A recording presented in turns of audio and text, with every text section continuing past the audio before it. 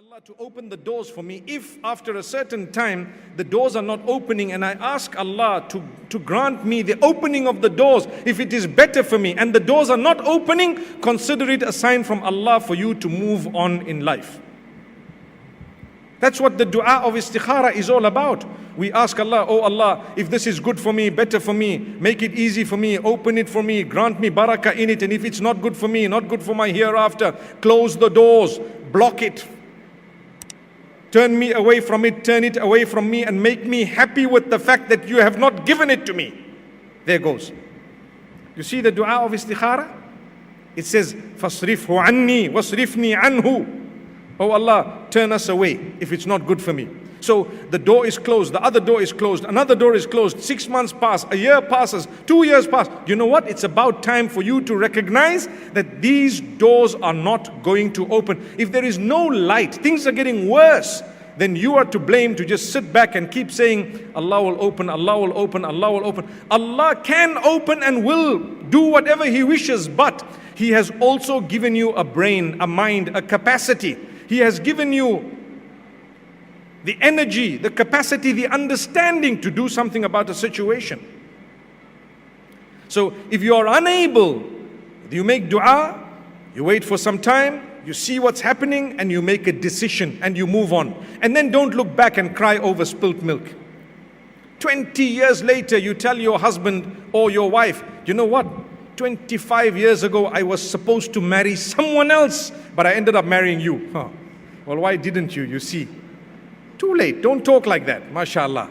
Don't talk like that. What was meant to be 25 years back, you know what? Your wife will come back with a line. What's the line? Well, you should have married her then, isn't it? There goes. Allah grant us goodness. Just as you think you're fed up, she's probably even more fed up. No, my brothers and sisters, we talk like this. But in actual fact, the reality on the ground, no matter who you marry, there will be sacrifice that is required. You need to be patient. You need to work on your spouse. You need to sacrifice and you need to invest in your relationship. Otherwise, it's not going to help. Invest in it. You might see and reap fruits after 2 years, 5 years. Don't just give up because a few minutes went wrong. The first few months went slightly rocky. No. You don't just give up. You work on it. You invest. Today, we have a habit of giving up. A lot of people, if they've given up without having tried, they come out of it and later they regret, I should have tried. I should have worked harder. Obviously, I'm not talking about those who've been in something toxic, unbelievable, because today's world, there are some things that are happening that are so absurd. You wonder if actually the person is speaking the truth or not. But then you have to believe them because you're hoping they wouldn't lie. And you start learning that look what's going on earth. So if it's really toxic and really unbelievably terrible, you can get out of it almost instantly, no problem. But for minor things, a little sacrifice here and there, some form of, you didn't call my mother and you didn't phone this person and we didn't go there on the day of Eid and I didn't like this and you didn't, you had one bite more from the burger and so on. There are minor things, come on guys. MashaAllah, may Allah bless you and all of us. So let's understand the size of the problem. And then remember, if Allah's given you the capacity to do something, use that capacity to do something. Engage in beautiful discussion. Talk to others. Perhaps speak to respectable people or give it some time. Maybe you'd like to address the matter in this way or that way. You know better your situation.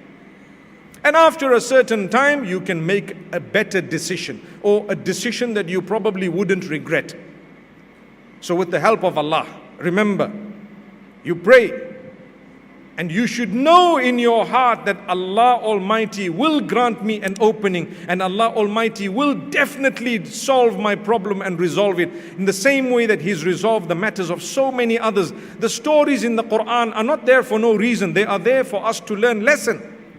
Yusuf alayhi salam, I just mentioned his father, Yaqub. He says, أَعْلَمُ مِنَ اللَّهِ مَا لَا تَعْلَمُونَ. He says, go back, look for your brother. I know something you people don't know.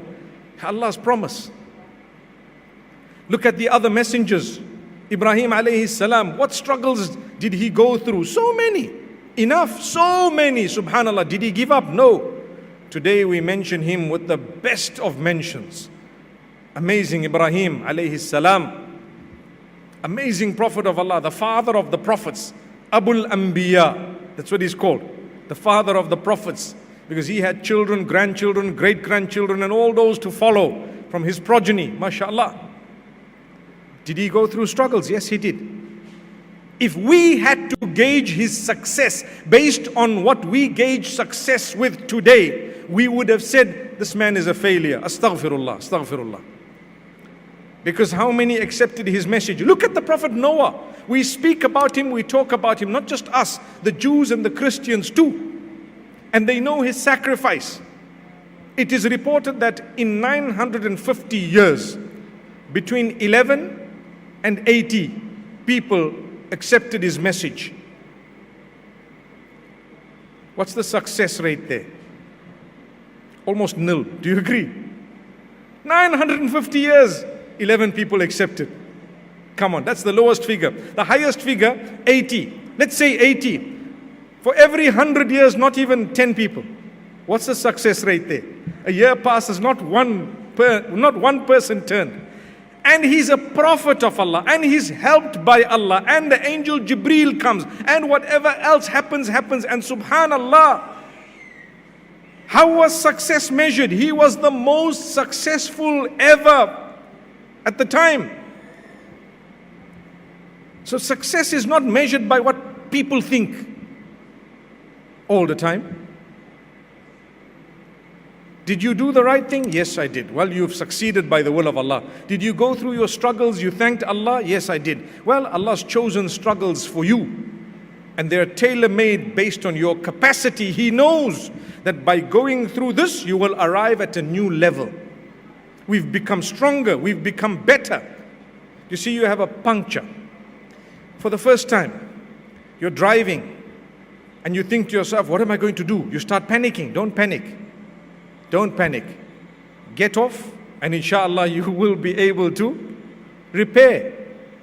Change the tire perhaps. You might want to use one of those sprays where it inflates your tire once again. For a while you can move until you get to the nearest service station.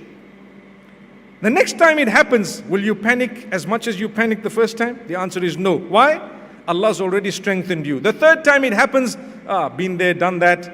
The fourth time you're driving with someone, it happens to them for the first time, but you're in the car. What do you tell them? You just wait, sit here, I'll sort it out 5 minutes and we can carry on.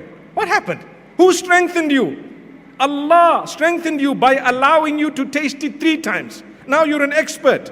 You might decide, I'm so good at this, let me open a garage where I can repair tires.